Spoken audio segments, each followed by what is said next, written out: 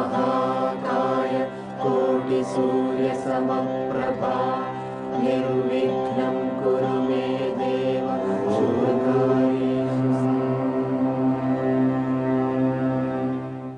യാഗവുമായിട്ട് ബന്ധപ്പെട്ട് ഉപയോഗിക്കുന്ന പല മരുന്നുകൾക്കും വേറെ അർത്ഥം കൂടി ഉള്ളതുകൊണ്ട് ഇപ്പോൾ മഹിഷം, അപ്പം അതിന് മഹിഷത്തെ കൊണ്ടൊന്ന് മുറുക്കിയാൽ ആണെന്ന് ശരിക്കും പെട്ടെന്ന് കിട്ടും. എരുമക്കള്ളിയാണ്, എരുമക്കള്ളി. അപ്പം ഇങ്ങനെയുള്ള ഒരുപാട് തെറ്റിദ്ധാരണകൾ ഇതിനെ നരമേധം, നരബലി എന്നർത്ഥമില്ലേ? നരബലി കാട്ടിലാരെങ്കിലും വളരെ അപൂർവമായി ചെയ്തിട്ടുണ്ടെങ്കിലല്ലാതെ വേറെ ചെയ്തിട്ടില്ല. പിന്നെ മനുഷ്യന്റെ പ്രധാന ഒരു ജോലി നരബലിയാണല്ലോ. വഴക്കിട്ടത് ആളുകൾ തമ്മിൽ ചാവുക എന്നുള്ളത് ഒഴിച്ച് ഇങ്ങനെ ഒരു പവിത്രമായ കർമ്മത്തിന്റെ പേരിൽ മനുഷ്യനെ ബലി കഴിക്കുന്ന ഏർപ്പാട് ഭാരതത്തിൽ ഒരിക്കലും ഉണ്ടായിരുന്നിട്ടില്ല. ഗ്രീസിലുണ്ടായിരുന്നു. അപ്പം അതുകൊണ്ട് അത് തന്നെയാണ് ഇവിടെ നടന്നിരുന്നതെന്ന് പാശ്ചാത്യന്മാർ വിചാരിച്ചു എന്നേ ഉള്ളൂ. വിശ്വാമിത്രൻ ഒരു ബാലനെ രക്ഷിച്ചല്ലോ യോഗത്തിൽ നിന്ന്, ശുനശേഭനെ. അപ്പൊ അവിടെ ബലിക്ക് വേണ്ടി കൊണ്ടുവന്നതാണല്ലോ അത്. ബലിക്ക് വേണ്ടി കൊണ്ടുവന്നു എന്നുള്ളത് കഥയിൽ ബലിക്ക് വേണ്ടി കൊണ്ടുവന്നു എന്ന് വർണ്ണിക്കുന്നു എന്ന് മാത്രമേ ഉള്ളൂ. ഒരു പഴയ പാട്ടിലെ എൻബിയുടെ പഴയ പാട്ടെന്നുള്ള കവിതയില് അവര് നരബലിയുടെ ഒരു പെൺകുട്ടിയെ ബലി കഴിക്കാൻ അവൻ്റെ കാമുകൻ വന്ന് രക്ഷിക്കുന്ന കഥയാണ്. അപ്പോൾ ഏതോ കാട്ടുജാതിക്കാരുടെ ഇടയിൽ ചിലപ്പോൾ ഉണ്ടായിരുന്നിരിക്കാം. എബ്രാഹിമിന്റെ ബലിയില്ലേ, ഇബ്രാഹിമിന്റെ ബലി അതൊരു പരീക്ഷണമാണ്, അല്ലാതെ ആളെ കൊല്ലണം എന്നല്ല അവിടെ അർത്ഥം. ഇത് യഹോവയ്ക്ക് വേണ്ടി എന്തും ചെയ്യാൻ ഇയാൾ സന്നദ്ധനാണോ എന്ന് പരീക്ഷിക്കുകയാണ്. നിന്റെ മകനെ ബലി കഴിക്കാമോ എന്ന് ചോദിക്കുകയാണ്. ഇല്ല, മകനെ ബലി കഴിക്കണമെന്ന് അർത്ഥമില്ല അവിടെ. അവനതിന് സന്നദ്ധനായപ്പോൾ വേണ്ടെന്നും പറഞ്ഞു. അതുപോലെയാണ്. പക്ഷേ ഗ്രീസിൽ അങ്ങനെ ആയിരുന്നില്ല. ഗ്രീസിൽ തൽക്കാലം നിലവിലുള്ള രാജാവ് അതിൽ നിന്ന് മാറാൻ താമസമുള്ളതാണെങ്കിൽ ആ രാജാവിന് ആയിട്ട് മറ്റൊരു രാജാവിന് ആളുകളുടെ മുമ്പിൽ വെച്ച് യുദ്ധം ചെയ്ത് അയാളെ ബലി കഴിക്കാം. അത് ഹീരാദേവിയുടെ മുമ്പിലാണ് ബലി കഴിക്കേണ്ടത്. അത് ചരിത്രപരമായി തന്നെ നടന്നിരുന്നൊരു സംഭവമാണ്. അത് കണ്ടിട്ടാണ് ഇവിടെ യൂറോപ്യന്മാർ വന്നപ്പോൾ ഇതൊക്കെ ലോകത്തിൽ എല്ലായിടത്തും ഉണ്ടായിരുന്നതാണ്. ബലിന്ന് കണ്ടാൽ ഉടനെ കയറി. ബലി എന്ന് വെച്ചാൽ ബലമുള്ളവരെന്ന് അർത്ഥമുണ്ടല്ലോ, മഹാബലി. അതുകൊണ്ട് അങ്ങനെ ഒരു തെറ്റിദ്ധാരണയിൽ സംഭവിച്ചതാണ് അതെല്ലാം. പക്ഷെ അതൊക്കെ ചരിത്രപരമായ തെളിവുകളാണെന്നും അത് വസ്തുതയാണെന്നും ഒക്കെ നമ്മുടെ ചരിത്രകാരന്മാർ വരെ തെറ്റിദ്ധരിച്ച് വശമായിട്ടുണ്ട്. ഇതൊക്കെ ഈ പ്രധാനമായിട്ട് വരുന്നത് ഒന്നൊരു ഗ്രന്ഥം എഴുതാനുള്ള ആർത്തിയാണ് പല ആളുകളെയും സംബന്ധിച്ച് ഇത് കുഴപ്പമുണ്ടാക്കുന്നത്. എന്തെങ്കിലും എഴുതിയൊരു എഴുത്തുകാരനാവണം. അപ്പോൾ വേണ്ട തരത്തിൽ കുത്തിയിരുന്ന് പഠിക്കാൻ ഉള്ള സമയമില്ല, പഠിക്കാൻ താല്പര്യവുമില്ല. അങ്ങനെയും കൂടിയുണ്ട്. പഠിക്കാൻ സമയമില്ല പോട്ടെ. ഇപ്പോൾ ലോകത്തിൽ എല്ലാവരും പഠിച്ചോളാം നിർബന്ധമൊന്നുമില്ലല്ലോ. ഒത്താ പഠിക്കാം, ഒത്തില്ലെങ്കിൽ പഠിക്കണ്ട. പക്ഷേ വെറുതെ കയറി എഴുതണം എന്നുള്ള അതാണ്. ഒരാളൊരു ഭഗവത്ഗീത തർജ്ജമ ചെയ്ത് അതൊന്ന് നോക്കിയിട്ട് അതിനൊരു അവതാരിക അപ്പോൾ ഞാനങ്ങനെ അവതാരിക എഴുതുന്നയാളല്ല, എഴുതാറില്ല. സംസ്കൃതം അറിയാമോ? ഇല്ല. എന്തൊരു സത്യസന്ധൻ. എന്നിട്ടാണ് സംസ്കൃതം പിന്നെ എങ്ങനെ തർജ്ജമ ചെയ്തു? അല്ല, ഇംഗ്ലീഷിൽ നിന്ന്. ഇംഗ്ലീഷിൽ ഇതുണ്ടല്ലോ, ഇംഗ്ലീഷ് തർജ്ജമ ഉണ്ടല്ലോ. ഇത് എത്ര പ്രതിഫലിപ്പിക്കാൻ കഴിയും. അപ്പോൾ അദ്ദേഹത്തോട് ആരും അദ്ദേഹത്തിൻ്റെ നാട്ടിലുള്ളവർ, ഇവിടെ പത്തനംതിട്ട ആ ഭാഗത്തുള്ള ആണ് സ്ഥലം, പത്തനംതിട്ടക്കാരും പറഞ്ഞിട്ടുണ്ടാകില്ല അങ്ങ് ഞങ്ങൾക്ക് ഒരു ഭഗവത്ഗീത ഒന്ന് തർജ്ജമ ചെയ്ത് തരണം. അല്ല, ജനങ്ങളിങ്ങനെ നിർബന്ധിച്ചാൽ പിന്നെ നിവൃത്തിയില്ലാതെ ചെയ്ത് കൊടുക്കേണ്ടി വരുമല്ലോ. അപ്പോൾ സംസ്കൃതം അറിഞ്ഞുകൂടാ, ഭഗവത്ഗീതയുടെ സംസ്കാരം അറിഞ്ഞുകൂടാ, മൊത്തത്തിൽ ദർശനങ്ങളെക്കുറിച്ച് അറിഞ്ഞുകൂടാ, സംസ്കാരത്തെക്കുറിച്ച് അറിഞ്ഞുകൂടാ, ചെയ്തിരിക്കുന്നത് ഭഗവത്ഗീതയുടെ തർജ്ജമയാണ്. ഗദ്യമായിട്ടാണ്, മറ്റേ സാഹസം കാണിച്ചില്ല. പദ്യം അവസാനം അതിൻ്റെ വൃത്തമൊക്കെ തെറ്റിച്ച് അങ്ങനെയുള്ള കുഴപ്പങ്ങളൊന്നും കാണിച്ചില്ല. ഗദ്യത്തിൽ തർജ്ജമ ചെയ്തു തിരികെ കൊടുത്തു അദ്ദേഹത്തിന്. വളരെ ക്ഷുഭിതനായിട്ടൊക്കെയാണ് അദ്ദേഹം പോയത്. ഇപ്പോൾ നിവർത്തിയൊന്നുമില്ലല്ലോ. അപ്പോൾ എന്ത് കാര്യത്തിനാണ് ആ മനുഷ്യൻ ഭഗവത്ഗീത തർജ്ജമ ചെയ്യണം എന്ന് വിചാരിച്ചത്? ഭഗവത്ഗീതയ്ക്ക് അതുകൊണ്ട് അദ്ദേഹം തർജ്ജമ ചെയ്യാത്തതുകൊണ്ട് ഒരു പ്രശ്നം ഉണ്ടാകാൻ പോകുന്നില്ല, നാട്ടുകാർക്ക് അതുകൊണ്ട് പ്രയോജനം ഉണ്ടാകാൻ പോകുന്നില്ല. അദ്ദേഹത്തിന് തന്നെ ഇനിയിപ്പോൾ ഭഗവത്ഗീതയുടെ അത്ര സഹിക്കാൻ വയ്യാത്തവരാണെങ്കിൽ വീട്ടിലിരുന്ന് വായിച്ച് പഠിച്ചാൽ പോരെ, അല്ല അത് എഴുതണം. എന്നിട്ട് ചിലരൊക്കെ എഴുതി കൊടുത്ത അഭിപ്രായം ഉണ്ട്, അത് കൈ കൊണ്ടുവന്നിട്ടുണ്ട്. ഇതുപോലെ ചരിത്രം പഠിച്ചു കഴിയുമ്പോൾ തോന്നും ഒരു ചരിത്ര പുസ്തകം എഴുതിയാൽ എന്താ. ഒരുപാട് ചരിത്ര ഗ്രന്ഥങ്ങൾ കിട്ടാനുമുണ്ട്. ഓക്സ്ഫോർഡ് യൂണിവേഴ്സിറ്റിയുടെ അതുകൊണ്ട് ഈ ഓക്സ്ഫോർഡ് യൂണിവേഴ്സിറ്റി ആയാലും ഏത് യൂണിവേഴ്സിറ്റി ആയാലും യൂണിവേഴ്സിറ്റികളൊന്നും നമ്മുടെ കേരള യൂണിവേഴ്സിറ്റിയേക്കാൾ ഭേദപ്പെട്ട യൂണിവേഴ്സിറ്റികളല്ലേ. ഓക്സ്ഫോർഡ് യൂണിവേഴ്സിറ്റിയിലും ഇതുപോലെ തന്നെ രാജാവും രാജ്ഞിയും ഒക്കെ കൂടി ആളെ അപ്പോയിന്റ് ചെയ്യുന്നതിനെ സംബന്ധിച്ച തർക്കമാണ് അവിടെ പ്രൊഫസറെ. അല്ല, സത്യസന്ധമായ യോഗ്യത വെച്ചുകൊണ്ടൊന്നും അപ്പോയിന്റ് ചെയ്യുകയല്ല.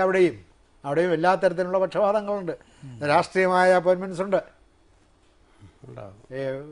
ഓക്സ്ഫോർഡ് യൂണിവേഴ്സിറ്റിയുടെ ചരിത്രമുണ്ട്.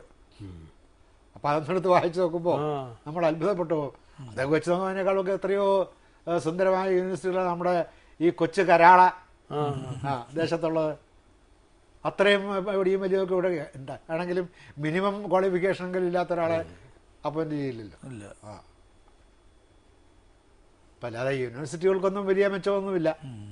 പിന്നെ ഇതൊക്കെ ഇപ്പോൾ ഈ അടുത്ത കാലത്ത് സയൻസിൻ്റെയൊക്കെ കാര്യം വന്നപ്പോഴാണ് അതിലൊക്കെ യോഗ്യന്മാരായ ആളുകൾ വന്നത്. കുറച്ചും കൂടി ഗവൺമെൻറ് അതിൽ താല്പര്യം കാണിക്കാനും തുടങ്ങിയപ്പോഴാണ് സയൻസിൻ്റെ ഭാഗത്തെങ്കിലും എന്ത് വേണം, ഗവേഷണാത്മകമായ പ്രബന്ധങ്ങളുണ്ടാവുകയും ആ വെറുതെ ഗവേഷണം ചെയ്ത് ഇവരെന്തെങ്കിലും എഴുതി വെച്ചാൽ പോരാ, അത് പ്രയോഗത്തിൽ കൊണ്ടുവരാൻ സാധിക്കത്തക്ക വിധത്തിൽ യൂണിവേഴ്സിറ്റിക്ക് ജനങ്ങളുമായി ബന്ധപ്പെട്ട് ഈ പുരോഗതിയിൽ സയൻസിൻ്റെ പുരോഗതിയിൽ ഒരു പങ്ക് വഹിക്കത്തക്ക വിധത്തിൽ ഭാഗഭാഗിത്വം വേണം എന്നൊക്കെ വന്നത് ഈ അടുത്ത കാലത്താണ്. മാക്സ് മുള്ളർ അവിടെ നിന്ന് പഠിക്കാൻ എന്തെല്ലാം പണികൾ അവർ ചെയ്തതാണ് ഓക്സ്ഫോർഡ് യൂണിവേഴ്സിറ്റിയിൽ. ഏതാണ്ടൊരു കരച്ചിലിൻ്റെ പക്കത്ത് നിന്നുകൊണ്ടാണ് മാക്സ് മുള്ളർ അതെല്ലാം എഴുതിയിരിക്കുന്നത്. അത് ഇതിൻ്റെ ചെറിയൊരു ആത്മകഥയുണ്ട് അതിനെ എഴുതിയിട്ടുണ്ട്. ഈ ഓക്സ്ഫോർഡ് നമ്മൾ ഈ ഇത്ര വളരെ കങ്കേയമായിട്ട് പറയുന്ന ഓക്സ്ഫോർഡ് യൂണിവേഴ്സിറ്റി ഒന്നാമത് അദ്ദേഹം ഇംഗ്ലീഷുകാരനല്ലല്ലോ, അല്ല ജർമ്മൻ. അപ്പോൾ അങ്ങനെയുള്ളിടത്തിന് അവിടെ വെച്ചോണ്ടിരിക്കാൻ നമുക്ക് താല്പര്യമില്ലേ? ഇല്ല, ജർമ്മൻകാരന് കഷ്ടിച്ചവിടെ പിടിച്ച് നിൽക്കായിരുന്നു അദ്ദേഹം. വേദാന്തസ്വാമികൾ എല്ലാം കാണുകയൊക്കെ ചെയ്യുന്നതൊക്കെ ഉള്ളത് വേറെ കാര്യം. വേദാന്തസ്വാമി ചെന്ന് കണ്ടോണ്ട് വല്ല കാര്യമൊക്കെ യൂണിവേഴ്സിറ്റി അവരുടെ കയ്യിലല്ലേ ഇരിക്കുന്നു.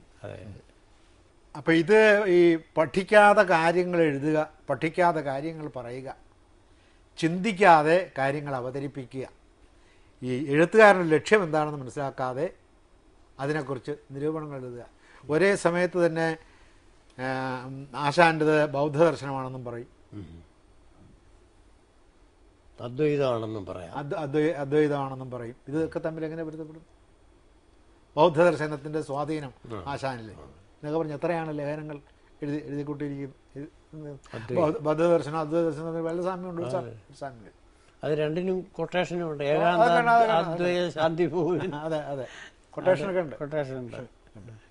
അപ്പോൾ ഇത് ബൗദ്ധദർശനം എന്താണെന്ന്, ബൗദ്ധദർശനത്തിൻ്റെ ഫണ്ടമെൻ്റൽസ് എന്താണെന്ന് മനസ്സിലാക്കുന്നില്ല, അദ്വൈത ദർശനത്തിൻ്റെ ഫണ്ടമെൻ്റൽസ് എന്താണെന്ന് മനസ്സിലാക്കുന്നില്ല, ദ്വൈത ദർശനത്തിൻ്റെ ഫണ്ടമെൻ്റൽസ് എന്താണെന്ന് മനസ്സിലാക്കുന്നില്ല.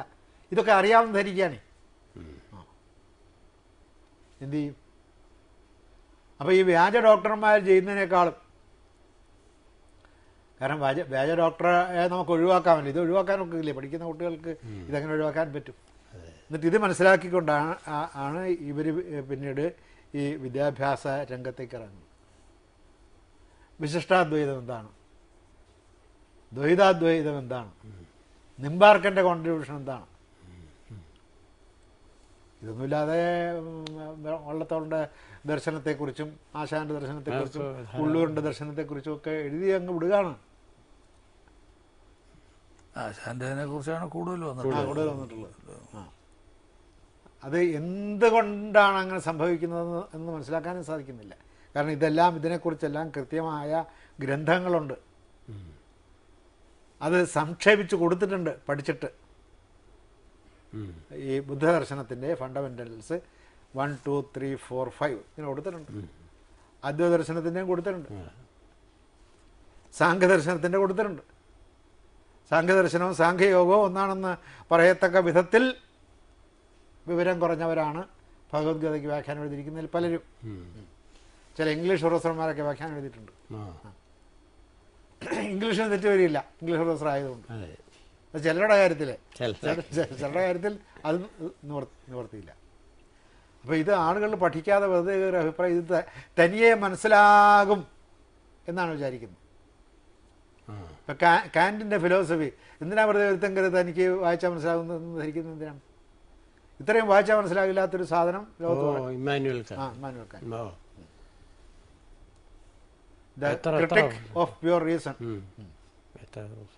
മനസ്സിലാകാത്തത് കൊണ്ടാണ് ആളുകൾ ഈ പുസ്തകം എഴുതുന്നത്. അപ്പോൾ അതിലൊക്കെ കയറിയ ആളുകൾ അഭിപ്രായം പറയുകയും എഴുതുകയും അത് ചർച്ചയ്ക്ക് വരികയും അതൊക്കെ അബദ്ധങ്ങൾ പറഞ്ഞ ആളുകളെ, ഈ യുവാക്കളെ പഠിപ്പിക്കുകയും അവരത് ശരിയാണെന്ന് ധരിക്കുകയും ഇങ്ങനെ പോവുകയാണ്. അതിലേറ്റവും കൂടുതൽ പ്രശ്നം സംഭവിച്ചിട്ടുള്ളത് ഇതിനാണ്. ഭാരതത്തിൻ്റെ സംസ്കാരത്തെ ബാധിക്കുന്ന ഇത്. പിന്നെ ഒരു രാഷ്ട്രത്തിന് എന്തെല്ലാം ആവശ്യമുണ്ടോ അതെല്ലാം തൻ്റെ കൃതിയിൽ വ്യാസൻ വരുത്തി ഭാവന ചെയ്ത് അവതരിപ്പിച്ചിരിക്കുക. ഇപ്പം ഇത് ഇവിടെ നമുക്കൊരു സ്വേച്ഛാധിപതിയാകാനുള്ള ഒരു പ്രവണത ഉണ്ടെന്ന് നമുക്ക് തോന്നാം ഈ അശ്വമേധയാഗത്തിൽ. എല്ലാവരെയും തൻ്റെ കീഴിൽ കൊണ്ടുവരികയാണ്. അത് സാംസ്കാരികമായ ഒരു ഏകീകരണത്തിന് വേണ്ടി ചെയ്യുന്നതാണ്. ഒരു നാട്ടിൽ പല തരത്തിലുള്ള വിശ്വാസങ്ങളോടുകൂടിയ ജനങ്ങൾ അധിവസിക്കുമ്പോൾ നീതി നടത്താൻ വിഷമമായിട്ട് വരും. ഒരു ഗ്രൂപ്പിനെ സഹായിക്കുമ്പോൾ മറ്റേതിനെതിരാവും. അപ്പം അതിൻ്റെ പരിഹാരം എന്നുള്ളതല്ല. അപ്പോഴും ധർമ്മപുത്രർ ഒരു കാര്യത്തിൽ ഇടപെട്ടിട്ടില്ല. ഇടപെടേണ്ടി വന്നാൽ ഇടപെടാനാണ് ഈ ചെയ്തിരിക്കുന്നത്. അപ്പോൾ ഓരോ സന്ദർഭങ്ങളിൽ ഇടപെടേണ്ടി വന്നിട്ടുള്ളൂ. അങ്ങനെ ഇടപെടേണ്ടി വന്നാൽ ഇടപെടാം. ഇപ്പോൾ ഒരു രാജ്യത്ത് വലിയ ദാരിദ്ര്യം, അപ്പോൾ അവർക്ക് ഭക്ഷണത്തിനുള്ള പദാർത്ഥങ്ങൾ എത്തിക്കണം. അപ്പോൾ അവർ കൊടുക്കാൻ ആരും തയ്യാറല്ലെങ്കിൽ അപ്പോൾ അതിനൊരു നായകനുണ്ട്. ആ നായകൻ ഇടപെട്ട്, ഒരു രാഷ്ട്രങ്ങളുടെ നായകൻ, ആ നായകൻ ഇടപെട്ട് അത് കൊടുക്കാം. ഇങ്ങനെ ഉപകാരത്തിന് വേണ്ടിയാണ് ഇതെല്ലാം ചെയ്യുന്നത്. അപ്പോൾ സാംസ്കാരികമായ the clashes of civilization, Samuel Huntington വളരെ പ്രശസ്തമായ ഒരു കൃതിയാണ്. ഈ സൈന്യങ്ങൾ തമ്മിലുള്ള യുദ്ധത്തെക്കാളും ഭീകരമാണ് നാഗരികതകൾ തമ്മിലുള്ള യുദ്ധം. കാരണം സൈന്യങ്ങൾ തമ്മിലുള്ള യുദ്ധത്തിൽ ഒരു സൈന്യം ചതഞ്ഞു കഴിഞ്ഞാൽ അത് തീർന്നു. ഇത് ആശയങ്ങൾ തമ്മിലുള്ള യുദ്ധമാണ്. ഈ ആശയങ്ങൾ തമ്മിലുള്ള യുദ്ധത്തിൽ അത് പുറമെ കാണില്ല. ഇപ്പം അങ്ങനെ ഇല്ലേ? നമുക്ക് ഇന്ത്യനിസം, വെസ്റ്റേണിസം, അങ്ങനെ രണ്ട് തമ്മിലുള്ള ഒരു ക്ലാഷിന്റെ സമരം ഇപ്പൊ ഇല്ലേ? ഉണ്ട്. അപ്പോൾ ഇത് തിരിച്ചറിയാനൊക്കില്ല ജനങ്ങൾക്ക്. ഒരാൾ ഏത് പക്ഷത്ത് നിൽക്കുന്നു, ഒരു സംസ്ഥാനം അല്ലെങ്കിൽ ഒരു രാഷ്ട്രം അല്ലെങ്കിൽ രാഷ്ട്രത്തെ നയിക്കുന്ന വ്യക്തികളിൽ പല വ്യക്തികളും ഏതേത് വശത്ത് നിൽക്കുന്നു എന്ന് നിർണ്ണയിക്കാൻ വയ്യാത്ത തരത്തിലാണ് കാര്യങ്ങളുടെ പോക്ക്. ഇപ്പോൾ അമേരിക്കയിലായാലും ഫ്രാൻസിലായാലും റഷ്യയിലായാലും ഇതൊക്കെ ശീതസമരങ്ങളാണ്. ഒരു കാരണവശാലും ജയിക്കില്ലാത്തതും ലോകത്തെ വിനാശത്തിലേക്ക് നയിച്ചുകൊണ്ടിരിക്കുന്നതുമായ ശീതസമരങ്ങളുടെ പരോക്ഷമായ അള്ളിപ്പിടുത്തത്തിൽ കാരിരുമ്പ് മുഷ്ടിക്കുള്ളിൽ ശീതസമരം ഈ ഭീകരവാദം കൂടെ വരുമ്പോഴത് അത് ശീതമല്ലല്ലോ, പിന്നെ അല്ല, അത് മുഴുവനും പുറത്തേക്ക് വന്നിട്ടില്ലല്ലോ. അത് മുഴുവനും പുറത്തേക്ക് വരുന്നില്ല. അതിന് വേണ്ട തരത്തിലുള്ള പിന്തുണകൾ എല്ലായിടത്തു നിന്നും കിട്ടിക്കഴിയുമ്പോൾ അത് അതിൻ്റെ പൂർണ്ണമായ രൂപത്തിൽ പുറത്തേക്ക് വരും. അത് അങ്ങനെ വരും എന്ന് വിചാരിക്കത്തക്ക വിധത്തിലാണ് കാര്യങ്ങൾ നീങ്ങിക്കൊണ്ടിരിക്കുന്നത്. അപ്പോൾ ഇതെല്ലാം ഒഴിവാക്കുന്നതിന് യോഗ്യമായ തരത്തിലുള്ള ഒരു രാഷ്ട്രീയ സംവിധാനമാണ് ഇദ്ദേഹം ഇണക്കിക്കൊണ്ടുവരുന്നത്. അതിന് ആദ്യം ആർക്കും എതിരില്ലാത്ത ചില ആശയങ്ങളുടെ അടിസ്ഥാനത്തിൽ അവരെ അടുപ്പിക്കുകയാണ്. അങ്ങനെ അടുപ്പിച്ചടുപ്പിച്ച പലതരത്തിലുള്ള ആശയങ്ങൾ സംഗ്രഹിച്ച് അത് ഓരോ പ്രത്യേക കഥാപാത്രങ്ങളിലൂടെ പ്രകടിപ്പിച്ച് അതിന് പ്രത്യേകം പേര് കൊടുത്ത് ആ ആശയം മാത്രം ഉൾക്കൊള്ളുന്ന ഭാഗത്തിന് കൊടുക്കുന്ന പേര് എപ്പോഴും ഗീത എന്നായിരിക്കും. അങ്ങനെ 13 ഗീതകളാണ് മഹാഭാരതത്തിൽ കിടക്കുന്നത്. ഈ 13 ഗീതകളിലും കൂടി ഈ ഭഗവത്ഗീത എന്ന് പറയുന്ന ഗീതയിൽ ആവിഷ്കരിക്കാൻ പോകുന്ന ആശയങ്ങളാണ് ബദറി പല സ്ഥലത്തുമായിട്ട് കിടക്കുന്നത്. അത് പല മുനിമാർ ഉപദേശിച്ചു കൊടുക്കുന്നതാണ്. അപ്പം അതിൽ രാഷ്ട്രീയമുണ്ട്, അതിൽ സാഹിത്യമുണ്ട്, അതിലെ തത്വത്തിൻ്റെ വിശദീകരണം അല്ലെങ്കിൽ ഉദാഹരണം എന്നുള്ള നിലയിലെ കഥയായിട്ട് വരുന്നത് ആണ്. അതിൻ്റെ കഥാത്മകമായ ആഖ്യാനമാണ്, കഥാത്മകമായ. അപ്പോൾ അത് ജനങ്ങൾക്ക് മനസ്സിലാവുന്ന വിധത്തിലായി കഴിഞ്ഞു, തത്വം മാത്രം പറയുകയല്ല. ഇപ്പോൾ യസ്യാം ജാഗ്രതി ഭൂതാനി തസ്യാം ജാഗർത്തി സംയമി എന്ന് പറയുന്നത് സാഹിത്യത്തിനും കലയ്ക്കും ദർശനത്തിനും ഒക്കെ ബാധകമായ ഒരു തത്വമാണ് ഈ പറയുന്നത്. അപ്പോൾ അത് സാഹിത്യത്തിൻ്റെ തത്വമായിട്ട് നമുക്ക് എടുക്കാം. എപ്പോഴാണോ സംയമിയായ മുനി, പ്രതിഭാശാലിയായ മുനി എപ്പോഴാണോ ഉണർന്നിരിക്കുന്നത്, അപ്പോൾ മറ്റുള്ളവരെല്ലാം കിടന്നുറങ്ങുന്നു. മറ്റുള്ളവരെല്ലാം ഉറങ്ങുമ്പോൾ മുനി ഉണർന്നിരുന്ന് പ്രവർത്തിക്കുന്നു. ആ ഏകാഗ്രതയെ സംബന്ധിക്കുന്ന അങ്ങനെ സൃഷ്ടികൾ നടക്കും. അതുകൊണ്ടാണ് അവൻ ആ സമയം അതിനുവേണ്ടി തിരഞ്ഞെടുക്കുന്നത്. അപ്പം ഇങ്ങനെ എവിടെ വേണമെങ്കിലും നമുക്ക് ഏതിലേക്ക് വേണമെങ്കിലും ഇതിൻ്റെ തത്വങ്ങളെ നമുക്ക് വേർതിരിച്ച് കൊണ്ടുവരത്തക്ക വിധത്തിൽ സമഗ്രമായ പ്രതിപാദനമാണ്. അപ്പം അതിൽ സാഹിത്യമുണ്ട്, അതിൽ ചരിത്രമുണ്ട്, മറ്റ് പുരാവൃത്തങ്ങളുണ്ട്, മറ്റു തരത്തിലുള്ള സങ്കല്പ ഭേദങ്ങളുണ്ട്, കാവ്യമുണ്ട്, ചെറു ചെറു കവിതകളുണ്ട്. ഇപ്പോൾ ഡ്രമാറ്റിക് മോണലോഗ് സാധാരണ ബ്രൗണിങ്ങിൻ്റെ കാലത്ത് പ്രശസ്തമായ ഒരു രചനാ രീതിയാണ് നാടകീയ സ്വതാഖ്യാനം. ഇത് നമുക്ക് മഹാഭാരതത്തിൽ പല സ്ഥലങ്ങളിലും കാണാം, ഈ ഡ്രമാറ്റിക് മോണലോഗ്.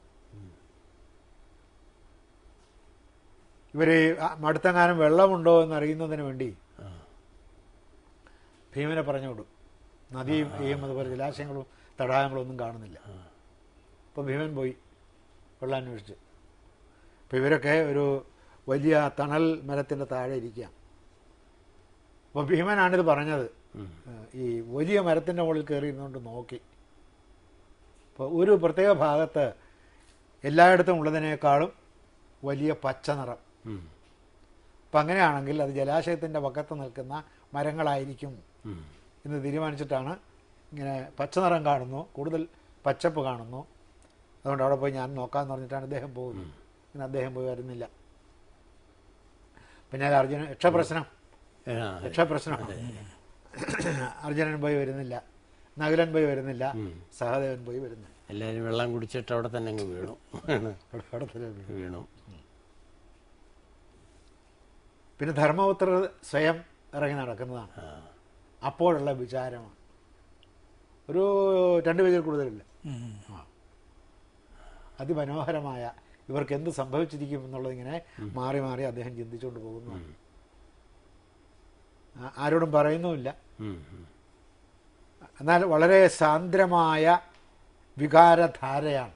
അതിസാന്ദ്രമായ വികാരധാരയുടെ വിഭ്രാമകമായ ഒരാവിഷ്കാരമാണ്. ഇങ്ങനെ ഏത് നിലയിൽ നിന്നുകൊണ്ട് നോക്കിയാലും നമുക്കതിൽ നിന്ന് ഏതെങ്കിലും ഒന്ന് തള്ളിക്കളയാൻ സാധ്യമല്ലാത്ത വിധത്തിൽ സമഗ്രീകരിച്ച് എഴുതിയിട്ടുള്ളതാണ്. ഈ ഭാരതത്തിൽ നിന്ന് എത്ര പേര് പ്രചോദനം കൊണ്ട് ധാരാളം കൃതികൾ എഴുതിയിട്ടുണ്ട്. ഇപ്പോഴും എഴുതിക്കൊണ്ടിരിക്കുകയല്ലേ. അല്ല അത് അവര് സമ്മതിക്കുന്നുണ്ട്. അല്ല സമ്മതിക്കുന്നത് അതിൽ നിന്ന് എത്രത്തോളം എടുത്താലും അക്ഷയഖനി ഒടുങ്ങുന്നില്ല. പക്ഷേ അത് വഴിതെറ്റിക്കുന്നുണ്ട്, അവിടെയാണ് പ്രശ്നം വരുന്നത്. മാരാരെ പോലെ ഇതിനകത്തുനിന്ന് കഥ എടുത്തിട്ട് അതായിരിക്കും യഥാർത്ഥ കഥ എന്ന ആളുകൾക്ക് തോന്നത്തക്ക വിധത്തിലായി പോകുന്നു. യഥാർത്ഥത്തിൽ വ്യാസൻ അങ്ങനെ തന്നെ എഴുതിയിരിക്കുന്നു. ആരും പോയി മഹാഭാരതം വായിക്കാൻ പോകുന്നില്ലല്ലോ. അപ്പോൾ അതിനെ ഉപജീവിച്ചെഴുതുന്ന കഥകളൊക്കെ ഇത് ഈ പിന്നെ ഹെർമനൂട്ടിക്സ് എന്ന് പറയുന്ന ഈ വ്യാഖ്യാനശാസ്ത്രം വെളിവായപ്പോൾ മുതൽ ഉണ്ടായതാണ്. ഈ ബൈബിളിനെ വ്യാഖ്യാനിക്കേണ്ടുന്ന രീതിയിലല്ല വ്യാഖ്യാനിക്കുന്നത്. അതുകൊണ്ട് അതിനൊരു കാനോനിക്കൽ ഇൻ്റർപ്രിട്ടേഷൻ വേണം. ആ ഇൻ്റർപ്രിട്ടേഷനാണ് ഇങ്ങനെ വന്നുകൊണ്ട് ഹെർമനൂട്ടിക്സ് എന്ന് പറയുന്ന വ്യാഖ്യാന ശാസ്ത്രം വരുന്നത്. ഹെർമസ് എന്ന് പറയുന്നത് ഗ്രീക്ക് കഥകളിലെ, ഗ്രീക്ക് മിഥോളജിയിലെ ഇവർക്ക് മനുഷ്യർ തമ്മിലും അതുപോലെ ദേവീദേവന്മാർ തമ്മിലുള്ള സന്ദേശങ്ങൾ കൈമാറുന്ന ദേവതയാണ് ഹെർമസ് ദേവൻ. പുള്ളിക്കൊരു ചെരുപ്പുണ്ട്, ആ ചെരുപ്പയിലാണ് അദ്ദേഹത്തിൻ്റെ ചിറക്. എന്നിട്ട് പറന്നാണ് പോകുന്നത്. സന്ദേശവാഹനായതുകൊണ്ട് പറന്നാണ് ഈ സന്ദേശം കൊണ്ടുപോകുന്നത്. അപ്പോൾ ഹെർമസ്, അപ്പോൾ യഥാർത്ഥത്തിൽ എന്താണ് ഈ വാക്കുകൾ എഴുതിയപ്പോൾ വാക്കുകൾ രചിച്ച രചയിതാവ് ഉദ്ദേശിക്കുന്നത് എന്ന് കണ്ടെത്താനാണ്.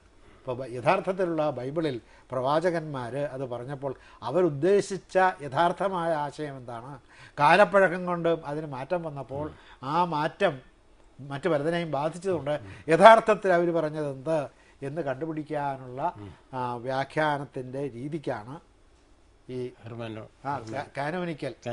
അതിൽ നിന്നാണ് പിന്നീട് ഹെർമനൂട്ടിക്സ് എന്ന് പറയുന്ന വ്യാഖ്യാന ശാസ്ത്രം. അത് ആ വാക്കുണ്ടാകാനുള്ള കാരണം ഈ കൃത്യമായ സന്ദേശം എന്താണ് എന്ന് നമ്മെ ബോധ്യപ്പെടുത്തുന്ന തരത്തിൽ ഉള്ള വ്യാഖ്യാനത്തിനാണ്. ഹെർമസ് സന്ദേശവാഹകനാണ് ദേവന്മാരുടെ. അപ്പോൾ അതിൽ നിന്നാണ് ഹെർമനൂട്ടിക്സ് എന്ന് പറയുന്നത്. ഇന്നിപ്പോൾ നിരൂപണങ്ങളിലൊക്കെ നമ്മൾ നോക്കുമ്പോൾ പല നിരൂപണങ്ങളിലും കാണാം ഈ ഹെർമനൂട്ടിക്സ് എന്നുള്ളത്. അതിൻ്റെ മലയാളം പറയാതെ ഹെർമനൂട്ടിക്സ് എന്നുള്ളത് ഇംഗ്ലീഷിൽ തന്നെ എഴുതുന്നതാണ് ഇപ്പോഴത്തെ പുതിയ വ്യാഖ്യാനത്തിൻ്റെയും പുതിയ നിരൂപണത്തിൻ്റെയും ഒക്കെ രീതി. അപ്പോൾ ഇത് കണ്ടെത്താനുള്ള ശ്രമം നടത്തുകയോ, ഇത് കണ്ടെത്താനുള്ള ശ്രമം നടത്തണമെങ്കിൽ എന്ത് വേണം? നമ്മുടെ ഈ ഷഡ് ദർശനങ്ങളും അറിഞ്ഞിരിക്കണം. പിന്നെ ബൗദ്ധ ദർശനം അറിഞ്ഞിരിക്കണം, ജൈന ദർശനം അറിഞ്ഞിരിക്കണം.